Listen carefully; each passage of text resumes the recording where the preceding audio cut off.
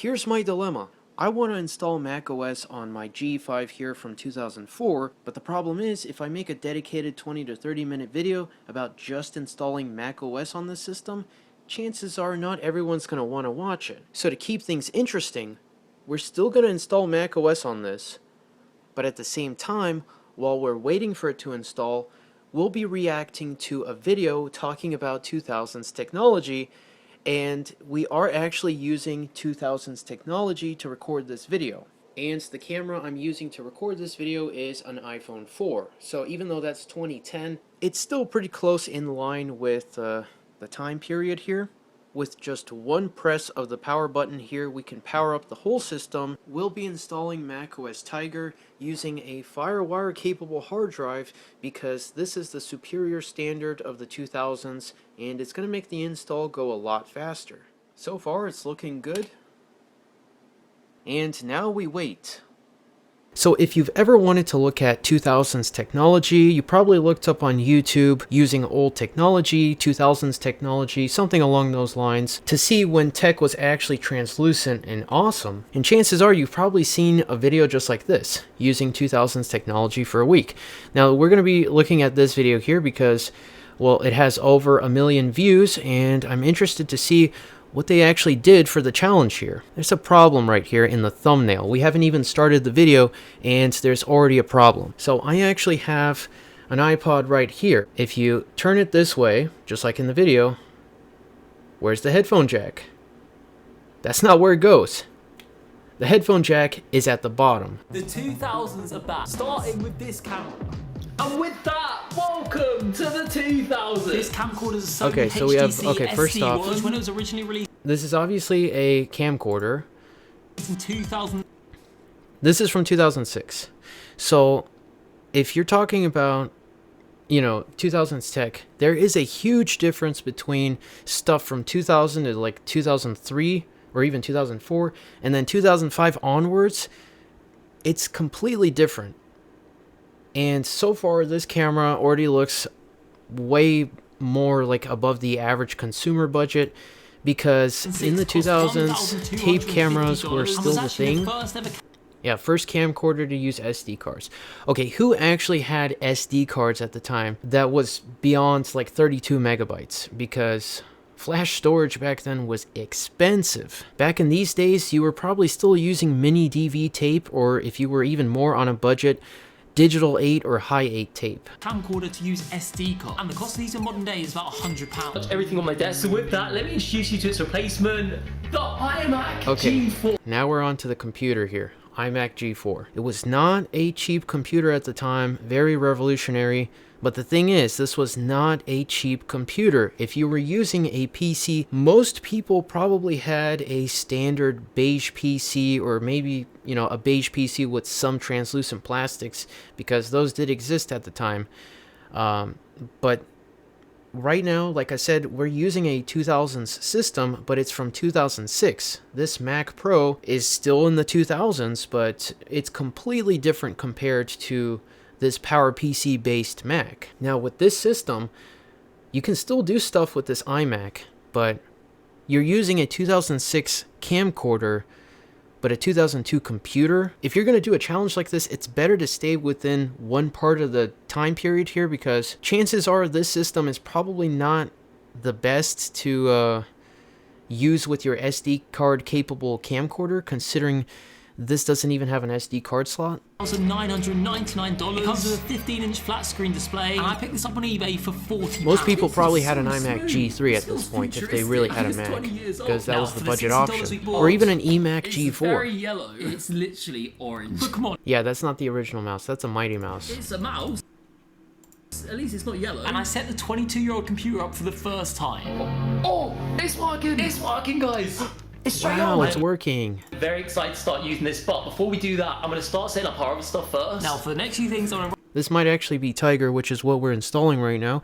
And speaking of, check this out. It's going to restart right now. Now, you can still do a lot with macOS Tiger, but something tells me that they probably did not spend enough time researching old macOS here. Replace my iPhone 13 Pro Max with the first ever iPhone, the iPhone 1. Okay, this is like another, not necessarily discrepancy, but it's like you're using a 2002 G4 at the same time you're using a high-end camcorder for the time and a iPhone, which most people did not have at this point in time. And it's also not an iPhone 1. This is an iPhone 2G. It's an iPhone 2G. Mine does still work. I actually do use it. But the problem here is, again, 2007 and 2002 are like, it's almost like 2 decades in one. And we actually have an intro video here. This actually finished way quicker than I thought. And we already have Tiger up and running here. And yeah, I do think that that iMac is running Tiger because we have dashboard here. But here it is. macOS Tiger on the G5. And even though this is 2000's ancient technology, we still have software update which works perfectly fine under Tiger here. So this will take a second to install, but after that we'll have an up-to-date version of Tiger. And I found myself this giant TV! Okay, who had a flat screen back in the mid-2000s? If you had a lot of money, then you probably had one. But most people still had CRTs even well into the early 2010s, even after the analog shutdown of TV and things like that. Not a lot of people had flat screens back then. In 2006, and originally would have cost about $700. It has its first problem of the week. So the one button, the most important button we need, which is the input button, is wow, it's so dramatic. We don't have the input didn't say button. Anything about this, and it also didn't come I with wonder a how you remote. can fix that. Probably is this supposed to be a challenge or a survival video? It's working, man. I think that's all we can actually do. Discovering now, retro games for the first time. I then tried to connect the iMac to my Wi-Fi. Okay, first problem. Oh no. There was an error joining the airport network. Wow. Yeah.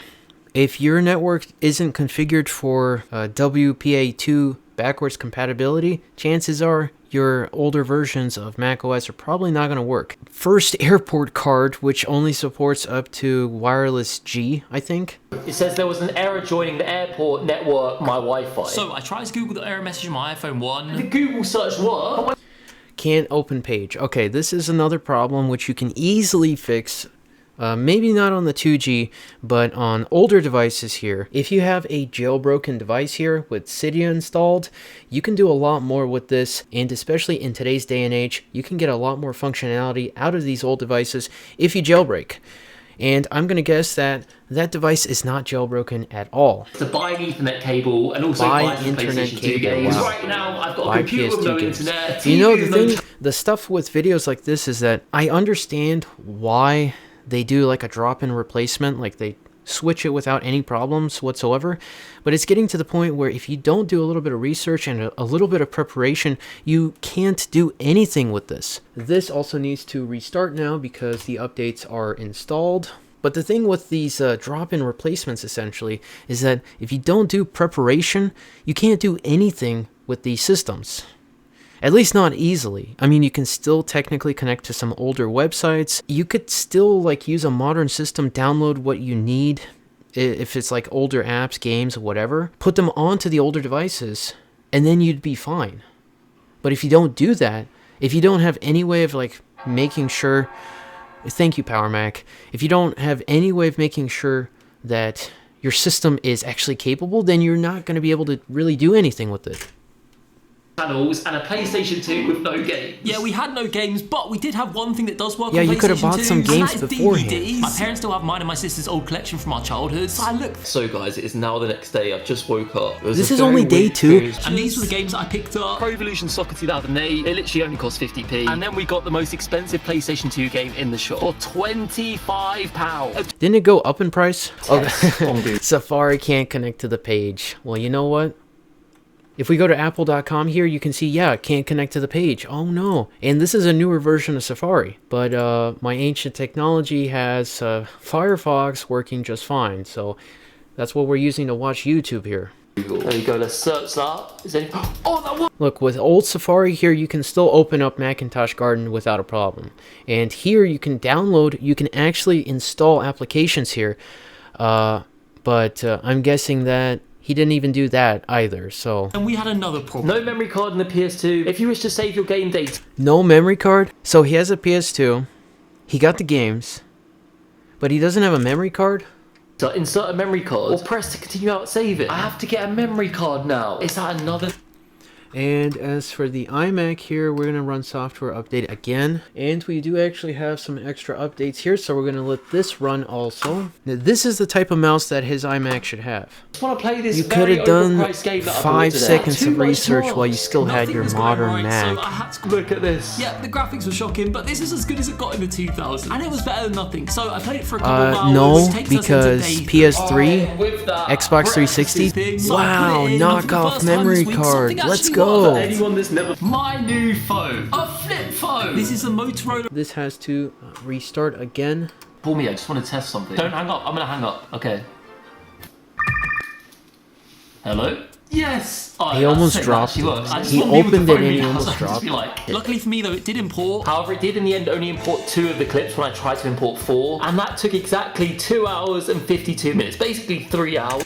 If you used standard def footage, whether it be from a tape or anything, using FireWire, that would have taken you considerably less time. Even when you consider the fact that you have to do it real time with the tape, almost 3 hours sounds wrong. See, I thought the import times were bad. Surely the editing couldn't get much worse. However, this is what it was like watching back the footage. Yeah, this is the camera I'm using the next week. Hopefully get used to this. Yeah, I'm not gonna lie, this is unusable. I cannot edit on this. So I gave up with editing, but I did try and explore some of the other features this computer had. I used a PowerBook G4 to edit a video. It was still doable because I was using standard def footage. I was using something that was actually more optimized to what the chipset could handle. And I discovered this software called GIMP, which is basically like Photoshop. I decided to draw it, so I went you could have installed actual Photoshop from back in the day. Now, day 5, I woke up and got dressed straight away. Fine. As you saw yesterday, I planned to meet my friend Andrew. But of course, there was another problem. The phone And let's double check if there's any more software updates here. Yeah, my ancient Power Mac here is working just fine. So granted, this is a desktop machine that not exactly everyone had back in the day,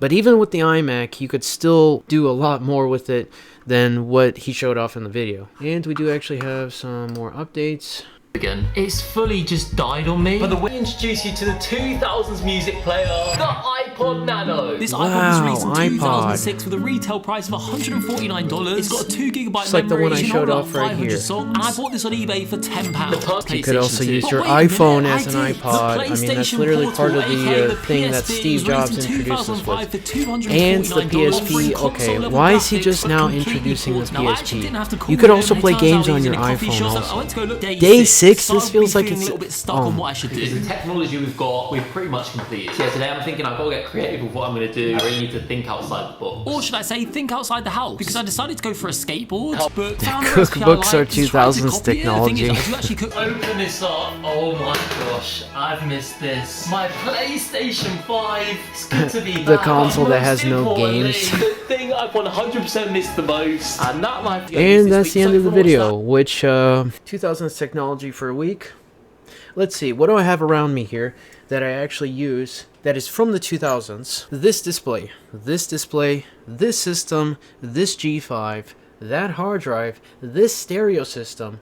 This is actually from 1999, my mini disc player, and well, all the pre-Retina devices here are all from the 2000s. So the 2G, the 3GS, we have a couple iPod Touches there, and of course the cinema display, which actually works. And we have another update that needs to be installed here. Wow, you can't do anything with modern ancient technology, right? You need to have the latest and greatest.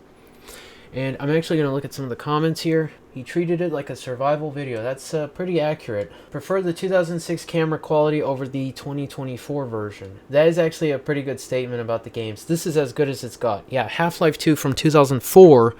It's Half-Life 2. What do we think about this video? If you spend some more time researching like how to actually get some more usability out of your devices, all of these devices here are ancient, obsolete, with the exception of the microphone, of course, but it's working just fine. It's working completely fine. I don't really know what else to say because I haven't necessarily done many of these reaction style videos, you know, talking about content Wow, what am I, a YouTuber or something? But if you guys enjoyed today's video, and actually, oh my god, another release of Java, install that, sure. If you guys enjoyed today's video and you want to see more stuff like this, then consider leaving a thumbs up. And if you want to see more content to actually show up in your subscription feed, then consider subscribing. I actually had a lot of fun taking a look at the video, doing some commentary with you guys, and at the same time I was able to finally get macOS installed, my third version here, and another macOS Java install. Okay, install that, fine. I've been meaning to install macOS for quite a while on this system, but I just didn't really know how to integrate it into a video, but this actually seems like a pretty fun way to do it. And I'm actually getting some more use out of my Yeti caster here, and maybe we can move on to this one next. Living in the 2000s, but this one might actually have some more research behind it. We'll just have to watch it and find out, though. So, thank you very much for watching, and as always, hopefully the Java updates will finally finish.